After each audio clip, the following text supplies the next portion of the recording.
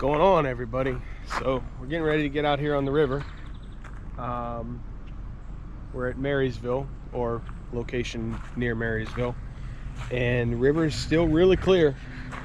I don't think that's going to change. See some tiny bait fish swimming there. I don't think that's going to change before the KBF tournament this weekend. So we're at a level right around 3.5 feet, and you know, somewhat clear. All right, so we're launched. You know, the Susquehanna River is a very target-rich environment.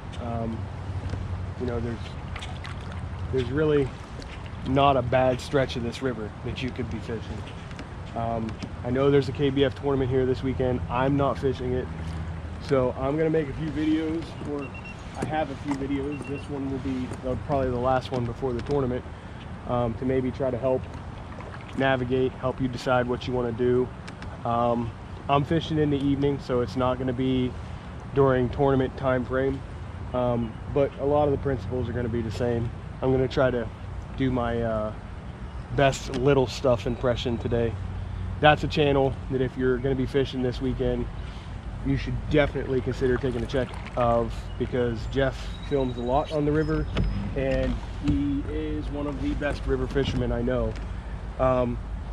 You know, take a look at his stuff, study up, because there's a lot there to learn. Hopefully you can get something from what I do here today too, providing I catch fish. So one thing I'm doing right now is kind of attacking this shade, because, you know, with the sun being up high, you know, the shade is a place where they would be, or try to be at least. You know, different types of water, which we'll go over here in a little bit, but the shade is definitely a spot where you could reasonably expect to find some fish.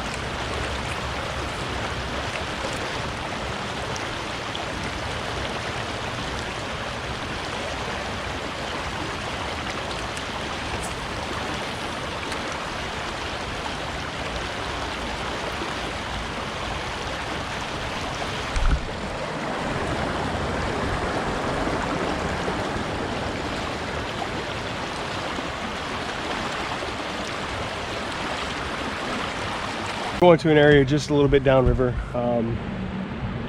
just on the other side of the bridge here. I'm not entirely sure they're up here right now, but we're gonna go check this other area. It's not hard to navigate this particular water. It is shallow and rocky, and it can look a little bit daunting on the map, but it's really not that bad here. This is kind of a good spot for people who paddle.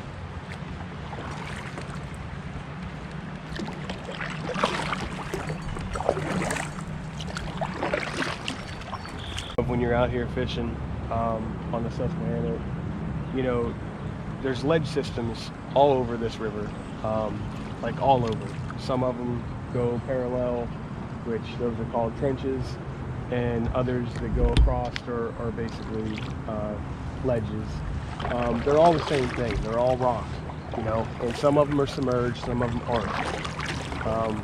That is one of the big, or mainly, the main structure in this river. You can see the ledges right now, which is nice, the ones that are submerged. With the river being clear, that's going to help a lot of people. I think it's going to help a lot of people fish it. But, you know, I guess my point is, don't discount those. Excuse me. Don't discount those underwater ledges. You know, there's a lot of visual targets. It's a target-rich environment in this river, but you know, what's underneath the water can also, you know, expose some fish too. So just be aware of that when you're fishing. If you come here on Saturday or Sunday to fish this KBF tournament, do be aware that there is a significant ledge just downstream from here, and unless you have some pretty good paddling skills, I wouldn't necessarily want to go over it because it, you know, it's dangerous. This river is especially dangerous. Same thing with City Island, where I know a lot of people, you know, I fish quite often, and you know, there's a low head dam just down from City Island that kills people every year on this river.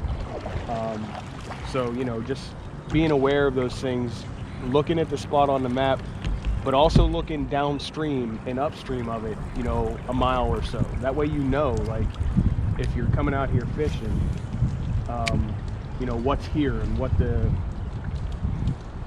risks are involved. Some of the ledges are significant, and that's, you know, one spot that comes to mind is at the Mahatongo. You know, that ledge is significant, and you wouldn't want to go over it. And the current on the other side of it is quick, and it's hard to manage if you're paddling. And if you're pedaling, you're still going to have to paddle because a lot of it's very shallow. So, you know, that's a spot where it's like, if you're not a strong paddler, if you're not a strong river fisherman, that's not somewhere where I would go. You know, there's other spots like that all over this river, but just using that as an example.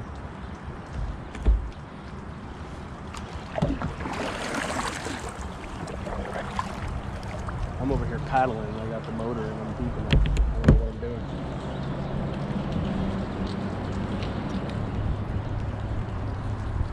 The torpedo really makes it nice to fish this river, as you just heard me bang the crap out of a rock. That is why you buy a utility rock guard from Trey Leach at Innovative Sportsman. Because this river will tear some motors up. Boat management is also critical, like with these types of conditions. You know, putting your boat in a position where the fish aren't expecting to be, or you're not expecting the fish to be looking, because, you know, in this clear water they can see you just as good as you can see them, which is not necessarily an easy task to see them. You know, their camouflage helps them blend into the bottom of the river. And we, as anglers, have some interesting color boats. You know, some of them are very bright.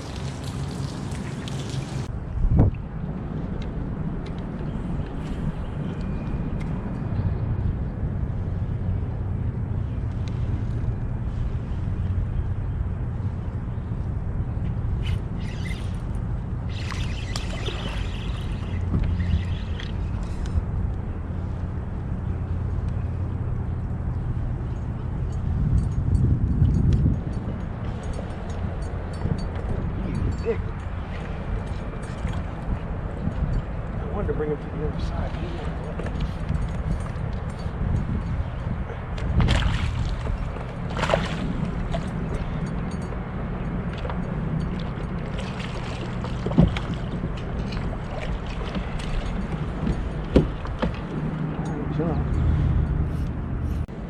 Not huge, but nice little fish. We're gonna get him back in the water. Stole my worm.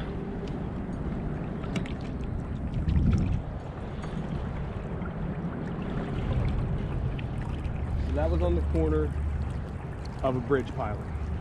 He hit it basically as soon as it hit the water, which makes me think I could probably start catching them on top water, but until the sun gets down a little bit more, I'm actually going to finesse them a little bit. I feel like you get more bites, maybe smaller bites, but more bites finessing them until the sun gets down. But But even for a small fish, I mean, that thing fought good, and that's why you come to the Susquehanna River, because even the small ones, I mean, there's no, you know, just reeling these things in like, you know, skimming them across the top of the water like you do with a largemouth. Not here. They get in this current and they dig. So be ready for that. So when you come here, if you're fishing, especially out of a kayak, do yourself a favor and have a front anchor. Anchor at the, you know, at the bow or stern. Don't anchor from the side. That can be a really dangerous situation. You know, I've almost flipped the boat because of an anchor trolley shifted to the side without my knowledge, and I got my drag chain was caught on something, and I was in pretty heavy current, and you know, it almost flipped me. I had to cut the rope. But you know, just be aware of that. Don't have something anchored off to the side of your boat if at all possible. And don't throw into grass beds. I mean, throw around them, just don't throw into them like that I just did there.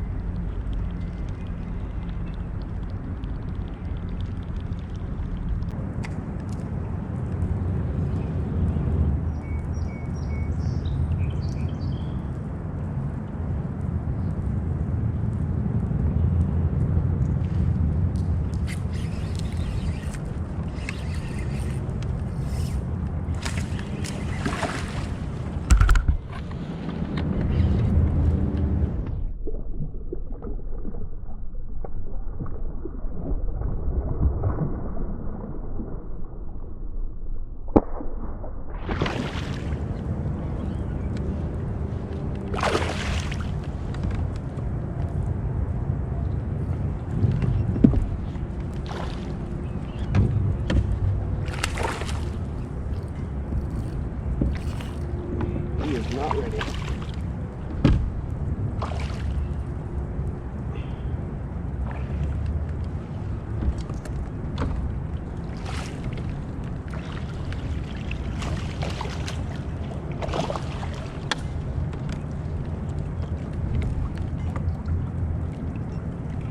Again, it's not a huge fish. It's not a giant, but they're fighters and they're so much fun. I stayed on this side. Let me get this fish back in here. It's probably about 15 and a half inches. Biting my finger, but he's trying to swim away. So I stayed on this side of this grass island, and I stayed very quiet, and I cast it over to the other side of it, and I let the current, you know, place it where it wanted to place it naturally. That way that, you know, it looked natural to the fish. And that's key, you know, when you're out here in this clear water like this, there's keys to catching these fish before they know you're there. And that fish had no idea that I was there because I didn't go and disturb the area or get into a spot where he could see me. I mean, I couldn't see him either, but, you know, I think I'm getting another bite. Oh, yeah, that was a bite. That was a better fish. All right, we're gonna fish this area here really good.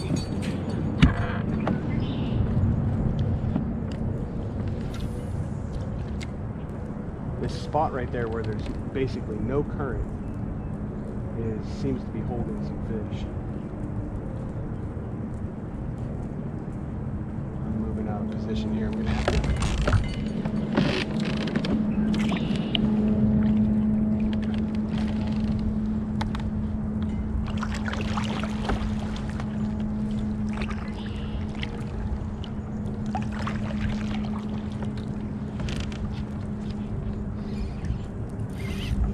Oh no, don't be snagged.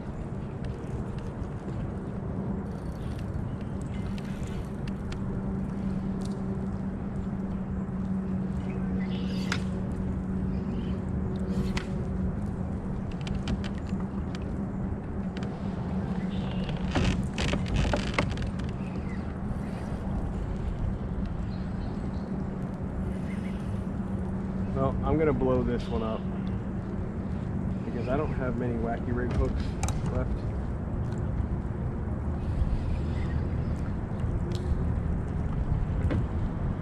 I think this actually might be my last one. But fortunately enough, now see, I see why they're here. Real deep water right in front of that bridge pier. You know, that's why they're there. It's deep, it's shaded, it's cool. It's current protected. Has a lot of things that they need right now.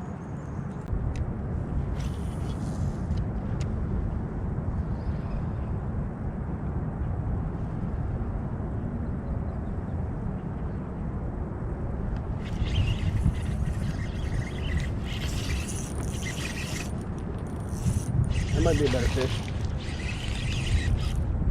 Yeah, that's a better fish. That's a good fish. That's a pretty decent fish, actually.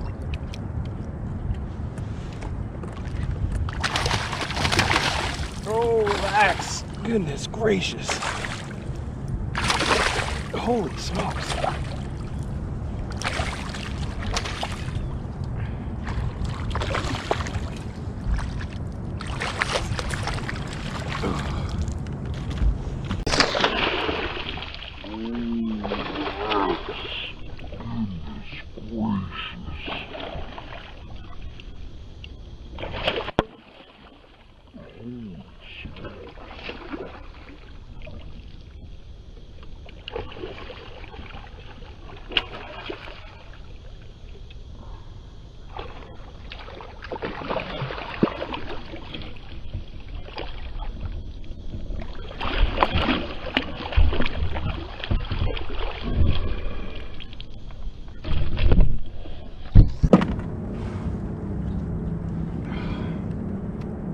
Pretty Susquehanna smallmouth right there.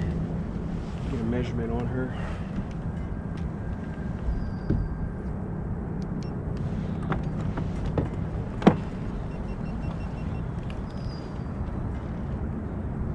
"17-inch fish." And if she wasn't the only one behind this grass island, she is now. Get her release, get her back in the water and get her going. Excuse me. I don't know if you can see her swimming there. She went right back to where she was. So that's pretty cool.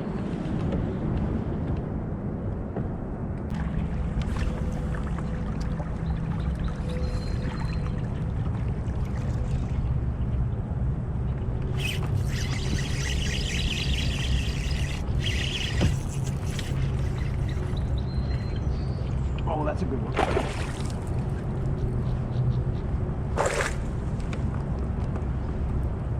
He came to the surface after that too.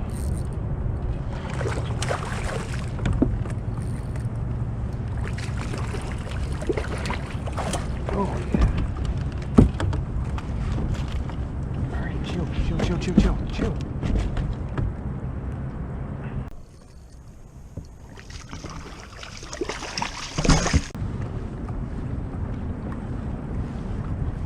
That's a good one.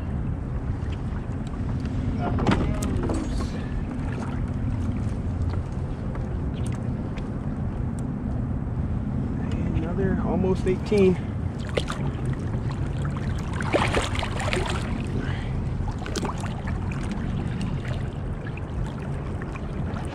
A limit of those is going to do you really good both days here, based on the way that this has been fishing lately.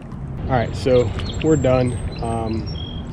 Caught a handful of fish, a lot of small ones, a couple decent ones, and one good one. So, you know, we're gonna end it on that, and it's getting ready to be dark. I could stay out here for probably another half an hour, but I'm gonna go home, eat some dinner. So, thanks for fishing with me, and whoever comes out and fishes the KBF tournament this weekend on the Susquehanna, I wish you good luck. I won't be there, so I'll be at work. So, but yep, see y'all later on.